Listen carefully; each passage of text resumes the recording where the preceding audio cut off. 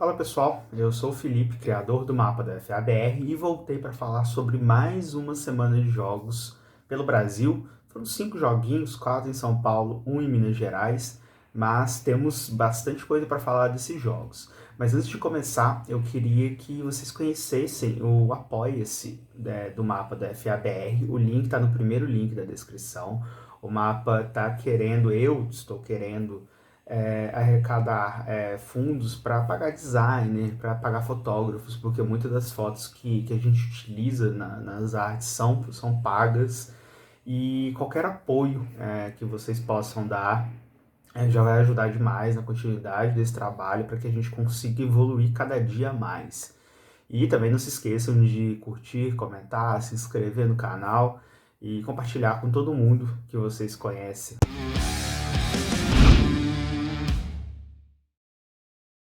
Antes de começar, eu já queria avisar, desconsiderem o barulho externo, que tem uma obra do lado aqui do prédio que eu moro, ela é eterna, começa às 7 da manhã, agora é 8h10 mais ou menos, e ela não vai parar o dia inteiro. Então, se eu for esperar ela parar, eu vou ter que gravar de madrugada, então só desconsiderem, tá? Bom, vou começar por Tigres e Gladiadores. O jogo marcou o último ali do wildcard do Mineiro. O Tigres venceu em um jogo super apertado, que teve ali a sua primeira pontuação no terceiro quarto da partida. Foi um field goal de 48 jardas do kicker Felipe Guimarães. É Felipe Guimarães? Isso, Felipe Guimarães, no caso. Para o Gladiadores, e teve a virada do Tigres com um belo passe do Guilherme Teixeira para o Aleph Xavier e uma corrida do próprio Guilherme Teixeira para touchdown, finalizou em 12-3. Bom, o ataque do Tigres funcionou melhor do que na partida anterior contra o Gladiadores. O Guilherme, que foi um destaque lá na partida contra o Golden Lions, conseguiu desenvolver melhor ali o seu jogo aéreo, mas ainda foi uma partida muito abaixo do esperado, né? Assim, principalmente o Gladiadores, e aqui vem um momento hate meu, tá? O Gladiadores poderia ter feito mais pontos, a partida poderia ter terminado 12-9, ou sei lá, às vezes a vantagem, o fato do Gladiadores estar com uma vantagem maior, tivesse feito o jogo ser diferente. Mas o time quis tentar quartas descidas assim, bem questionáveis, ambos em posições bem mais fáceis do que o field goal acertado. Foi para a quarta descida, errou, não conseguiu converter, perdeu a chance de pontuar e deu a bola para o Tigre, né? Tipo, isso é algo que me irrita muito na FABR. É muito comum os times arriscarem essas quartas descidas ao invés de chutar. Pode ser, assim, por falta de um kicker confiável? Pode. Muitos times não têm um kicker, muitos times não trabalham bem os special teams, não levam isso a sério. Sempre tem um cara ali improvisado, né? Um cara que chuta bem, coisa e tal.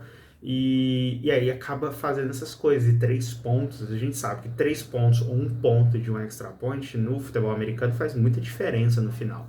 Então, só que no caso do Gladiadores, eu não acredito que seja falta de confiança no kicker, porque os caras colocaram ele para chutar um de 48 jardas, ele chutou bem, tinha força, tinha direção, até para um pouquinho mais.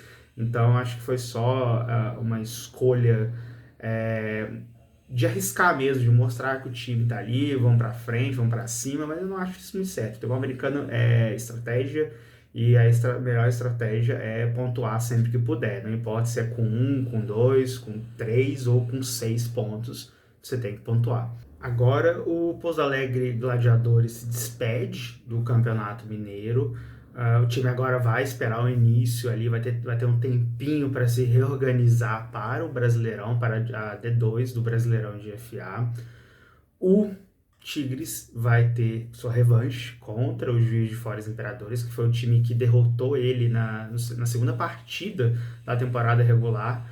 E agora vamos ver, né? Vamos ter de um lado Tigres e Gladiadores se enfrentando no domingo, agora, dia 29, e Cruzeiro e Nova Serrana Forget se enfrentando no sábado, ambos os jogos com transmissão no canal do YouTube da Band Esportes. Vamos esperar aí que o nível eleve um pouco. O nível do Campeonato Mineiro até aqui está bastante baixo.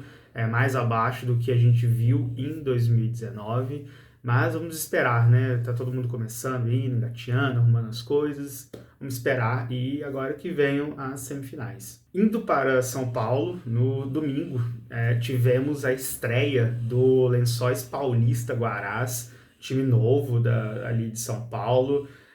E o novato já começou com tudo, né? Venceu por 23-0 o Kenny Cutters, que querendo ou não, beleza, o Kenny Cutters está ali numa fase de reestruturação total, mas é um time que tem jogadores mais experientes, né? O próprio Guarás também tem alguns jogadores já com experiência no futebol americano, porque, para quem não conhece, Lençóis Paulista tá numa região em que o flag é muito proeminente, né? Tem cidades ali com muitos times de flag, de futebol americano também.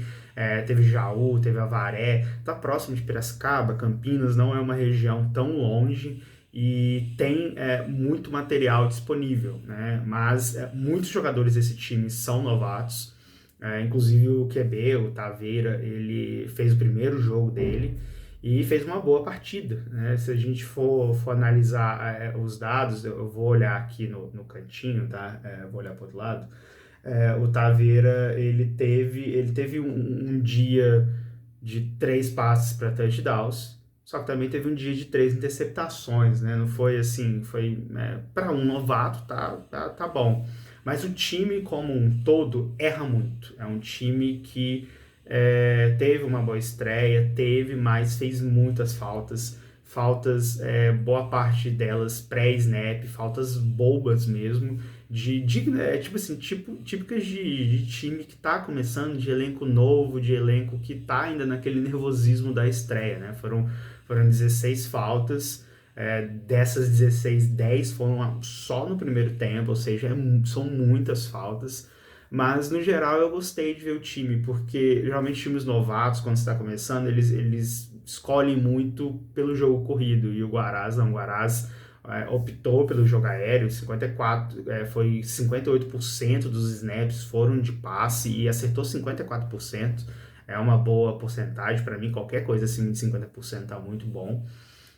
Teve as 3 interceptações, coisa de novato mesmo, de QB novato, que ainda, né, tem ali um excesso de confiança. E o ataque funcionou bem ali com o Selmin, que conseguiu 2 recepções, inclusive a primeira recepção para touchdown da história do time de jogos oficiais foi numa conexão do Taveira para o Selmin.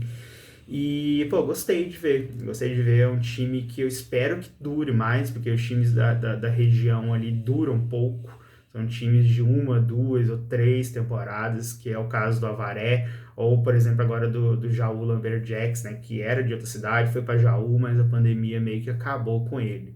Então, espero que continue. O Kenny Cutters tá na mesma ainda, aceitou ser um time de desenvolvimento, tem peças que podem evoluir com o passar do tempo, tem uma defesa boa, a defesa forçou ali 3 interceptações e as 3 foram muito mérito também dos DBs que fizeram boas coberturas.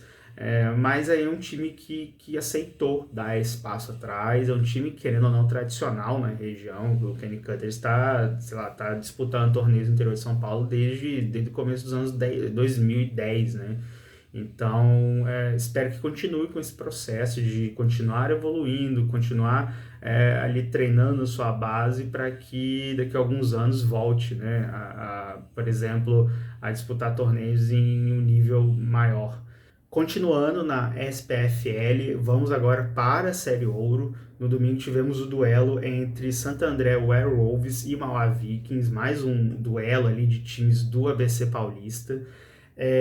Eu criei uma expectativa e eu tenho que parar com isso, porque quando eu vejo que um time ganhou do outro de virada, a expectativa sobe. Aí quando eu chego para ver o compacto, é totalmente diferente do que eu imaginava. Não foi um jogo bonito, não foi um jogo caracterizado por belas jogadas ou sei lá, por viradas em momentos finais e tal. Um jogo com muitas faltas, foram 22 faltas, 12 do Werewolves e 10 do Vikings. Isso é um número muito alto, mas muito alto mesmo. O jogo corrido foi o predominante e não foi um jogo corrido como eu posso dizer, um jogo corrido com grandes avanços, foi basicamente muito concentrado em corridas inside, né, ali pelo meio da linha ofensiva e defensiva. E foi assim, quando tinha alguns avanços maiores, por exemplo, teve um touchdown corrido do Henrique Hamel, do Vikings, que foi anulado por causa de uma falta de um hold, e tipo assim, foi um TD gigante dele, que foi anulado por uma falta, né? Mas o Vikings venceu, virou, chegou a estar perdendo de 16-6, mas com um touchdown corrido e 2 de passe do Henrique Hamel para o Lucas Prata e Guilherme Andrade, o time conseguiu virar. O Werewolves pontuou com um touchdown corrido do bailarino. A SPFL contabilizou isso como um passe do alemão, mas quando você vê o vídeo não foi um passe, foi uma corrida mesmo. E uma corrida, foi um passe do bailarino, uma corrida e 2 XPs do Iago, né, que ele às vezes faz papel de QB e também de kicker, então ele acertou os 2 extra points e teve um safety também. Foi um jogo de detalhe mesmo, assim, esse foi um jogo de detalhe porque qualquer um dos dois poderia ter vencido, os dois erraram igual, os problemas são os mesmos, então ali qualquer coisa poderia ter acontecido. Bom, o Werewolves, ele agora depende de uma combinação absurda, ele não tem mais jogos, ele depende de combinação de resultados para conseguir avançar para os playoffs, e o Vikings vai para o duelo final contra o Franca Carrascos para decidir se vai ou não para os playoffs e se consegue ou não uma vaga, quem sabe, para a elite do futebol americano paulista. Vamos esperar agora essa próxima rodada, essa última rodada. Agora vamos para a SPFL Série Diamante, a principal divisão da SPFL. Foram 2 jogos. Vou começar falando aqui sobre Spartans e Leme Lizards. O Spartans venceu por 22-0, né? Foi ali mais um jogo em que o KC precisou trabalhar muito. Ele conseguiu foram touchdowns, dois touchdowns de passe, um do Gabriel Espina e outro do Renato Magalhães, com passes do KC, e uma corrida do Bruno Félix, 2 conversões de 2 pontos, do Flávio Penhas e do Rodrigo Salatiel. Bom, aqui eu tenho que brincar um pouquinho, porque no release da SPFL eles colocaram em jogo de detalhes Spartan Football vence o Leme Lizards pela 9ª semana da SPFL 2022. Assim, me desculpa, Rodrigo Nascimento e toda a equipe, né, que tem feito um trabalho sensacional de comunicação na SPFL, mas eu trocaria os detalhes por erros, né, em um jogo de erros, porque esse foi um jogo assim, de muitos, mas muitos erros, e eu vou mostrar isso em números para vocês. Para vocês terem ideias, o Spartans teve 2 vezes mais faltas do que passes certos. Foram, assim, na minha contabilidade, foram 17 faltas e 8 passes corretos, certos. Então, é gritante esse número, você ter o dobro de faltas do que de passes certos, isso não é detalhe. Se somar os passes certos dos 2 times, é menos que o número de faltas do Spartans. Também não dá para dizer que isso é detalhe. Mas aqui eu não tô pegando no pé de quem escreveu, não, tá? É só para exemplificar isso de que não foi detalhe. O ataque do Spartans, ele se resume ao snap, a OL deixando a DL passar e se vira aí KC, porque é isso que acontece, né? A OL não dá espaço para ele trabalhar, para ele fazer o que ele sabe fazer de melhor e o que ele faz aqui no FABR há mais de uma década. E fica muito nisso. Muitas vezes você vê na sideline as pessoas gritando: vai KC, vai KC, KC, KC, porque é ele que tem que se virar. Ele não tem tempo de pocket, isso é terrível para um QB. E aí ele tem que sair correndo, fazer a mágica, que só ele sabe fazer, né? Ele, sei lá, com uns quase, eu acho que ele tá com mais de 40 anos já, eu acho. E pô, o cara tá fazendo milagre. E ali ele tem que se virar, porque muitas vezes os receivers estão parando em rota, eles fazem a rota e simplesmente param. O KC tá lá correndo e o receiver parado, esperando. Né? Nas situações que isso não aconteceu, o time conseguiu. Por exemplo, na situação do touchdown, foi exatamente isso. A DL engoliu a OL do Spartans, o KC teve que se virar, correr ali, saracutear pelo pocket, e conseguiu fazer um passe lá no fundo da end zone porque alguém não parou, né? Não parou a rota, encerrou sua rota, continuou tentando encontrar espaço. Bom, e isso é muito complicado, porque o Spartans ainda não enfrentou um grande time. O Spartans está sofrendo, e isso não é a primeira vez que acontece, sofrendo em todos os jogos, o ataque não consegue se desenvolver muito por isso. Os receivers, assim, me desculpa quem é receiver do Spartans, mas tá no padrão nacional também. Não consegue segurar bolas, rotas não são boas, tá? Vez ou outra ali, as boas rotas que você olha, assim, você olha, tem uma boa rota, é o Mega que tá fazendo. Então, só que o Mega sozinho não faz nada no ataque, porque a marcação prioritária é nele, assim como o KC sozinho também não faz nada. Então tem que melhorar bastante isso, tá?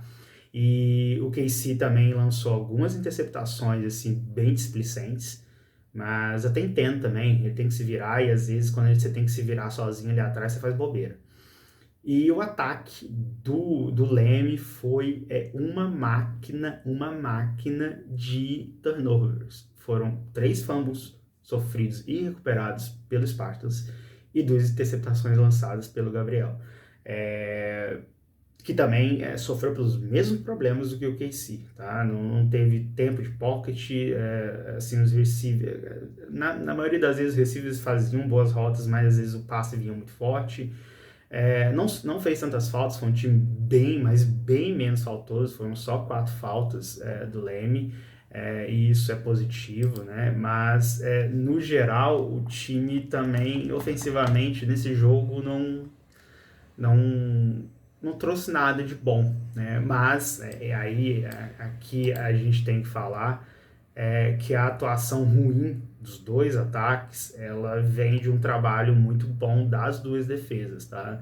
Não foi só porque você tem... Não são 2 QBs ruins, Casey e o Gabriel não são QBs ruins como a gente viu em outras partidas, então é muito mérito das defesas, das 2 DLs que não deram sossego para os ataques, para as secundárias que também fizeram um bom trabalho, e isso é o que dá um alento ao ver esses 2 times, principalmente o Spartans, né, que vai ter grandes desafios no segundo semestre, e vai precisar ter algo que diferencie. E essa defesa do Spartans é a melhor unidade do time, porque o ataque está longe de ser algo que vá meter medo em times, por exemplo, lá da D1 do Brasileirão. Agora vamos ver como que vai ficar essa questão. Espero que principalmente o Spartans, que eu espero muito por causa do segundo semestre, melhore esses pontos, treine mais. As faltas, boa parte das faltas foram pré-snap, falta de false start, assim, são coisas que precisam ser arrumadas se ele quiser disputar em alto nível, porque senão vai ser somente mais uma temporada do Spartans chegando em Nacional e perdendo para todo mundo. Então, vamos cuidar melhor desses pequenos detalhes, que isso faz muita diferença. Sabe o que falei dos ataques, né, do jogo anterior? Esquece aqui. Pelo menos enquanto eu falo do Guarulhos Rhinos, né? Como de praxe, foi mais um jogo em que o Catulo tirou férias ali dentro do pocket, né? Assim, boa parte dos snaps ele estava de férias porque ninguém vinha incomodar ele. E aí, né, um puta trabalho da linha ofensiva do Rhinos, que é uma das melhores do país já há algum tempo, sempre foi uma referência nesse setor, e dá o tempo necessário para o seu QB, que é um dos melhores do país, trabalhar. Então, o Catulo terminou, graças a isso, né, e também a precisão do Catulo, terminou o jogo ali com 14 de 17 passes, né, tentou 17, acertou 14, 82% de passes completos. Isso é 257 jardas, 18.3 por snap, isso é muito alto, 3 passes para TDs, uma interceptação, foi bem no começo do jogo, no primeiro drive, e 2 quartos jogados e um drive do primeiro, né, do terceiro quarto. Então foram 2 tempos e um drive ali do terceiro quarto jogados. São números muito bons para quem jogou pouco tempo, né? E assim, o Rhinos continua na sua caminhada ali de tentar recuperar a sua hegemonia no estado. É lógico que o caminho dentro da SPFL ainda é longo, restam 2 jogos e o próximo jogo talvez seja o grande desafio dessa primeira fase da SPFL, que é contra o Dragons.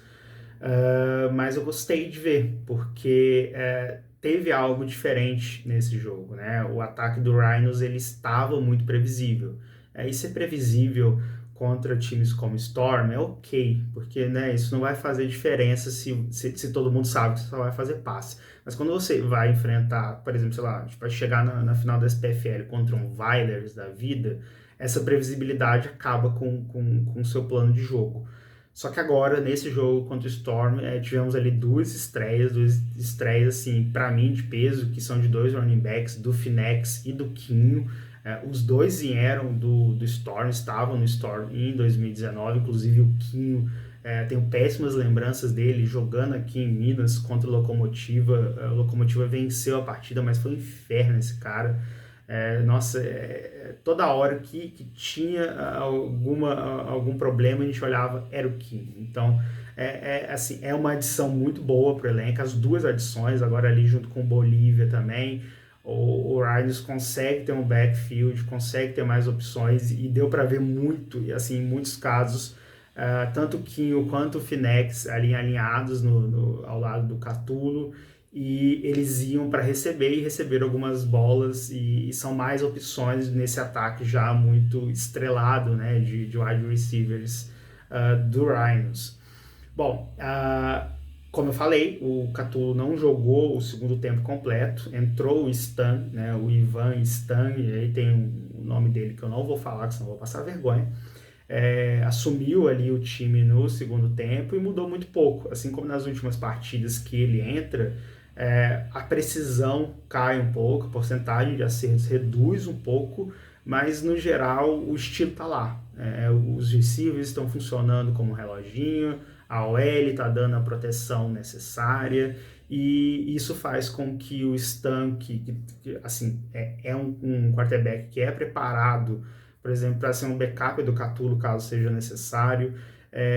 Isso assim, é animador, porque não é todo mundo que faz isso, né? Tem um QB titular, assim, titular absoluto, e começa a fazer uma transição para o outro, nem que seja para ter ali um backup, porque a gente sabe que contusões podem acontecer sempre. E na NFL é muito comum a gente ver um time que tem um quarterback genial. Falo isso, por exemplo, aqui do meu Green Bay Packers, que quando ele se machuca, o time vai para um buraco, porque não tem um substituto, nem um substituto no mínimo 50% do que seja o titular. Então, acho isso bacana da CT do Ryan estar pensando nisso agora, no começo do ano, em jogos em que a pressão não é tão grande, então está preparando aí o Stan para quando precisar, por exemplo, sei lá, no segundo semestre, né? E sobre o Storm, o time não fez um jogo terrível, nem de longe fez um jogo horrível como foram os anteriores. O problema dele é que o outro time é uma das maiores potências do estado, né? E assim, é um dos favoritos aí para disputar título nacional. Assim, é um fato e até triste, o Storm deve cair para a Série Ouro, vai ir ali para a divisão segunda divisão de São Paulo, mas dá para ver que o time está querendo desenvolver. O time está com um plantel grande, está com um plantel jovem e espero que esse ímpeto pela reformulação não diminua, né? Não só a reformulação dentro de campo, mas também externa, né? Do time em si, né? E o Storm tem trabalhado bastante nisso, tem criado alternativas legais e espero que daqui a alguns anos esse time volte a ser aquele Storm que chega em playoffs nacionais, que é um time ali que está sempre brigando com os grandes, né? Agora, vamos esperar. Esse PFL já passou da sua metade, está caminhando ali para a fase final da temporada regular na SPFL Série Diamante. E agora os duelos afunilam, o nível tende a aumentar e bora ver o que vai rolar nisso aí. Bom, é isso, pessoal. O vídeo de hoje eu acho que eu falei até um pouquinho mais. Em dias que tem menos jogos, eu falo mais dos jogos. E nos dias como na semana passada, eu tenho que dar uma resumida e ainda assim o vídeo fica um trombolho gigante. Mas me falem, deixem aí suas opiniões, o que vocês acharam desses jogos. E não se esqueçam, acessem o primeiro link na descrição, olhem lá os nossos dois planos de apoio no Apoia-se. É muito importante essa ajuda de vocês, de todo mundo que curte o nosso trabalho, que gosta das nossas publicações. E também, se você quiser fazer a divulgação do seu trabalho, da sua marca, da sua empresa ligada ao futebol americano, pode mandar uma mensagem também para a gente lá no Instagram, no WhatsApp ou por e-mail. Os contatos estão todos aqui na descrição. Agora nós estamos nos organizando para conseguir captar, né, aí alguma verba para fazer com que a página gire de forma melhor, que eu contrate um designer, compre fotos de fotógrafos, porque né, a gente tem que comprar as fotos. Pelo menos agora eu comecei a fazer isso e espero aí o apoio de vocês. Qualquer apoio é sempre muito bem-vindo e aguardo vocês na próxima semana. Até lá. Tchau, tchau.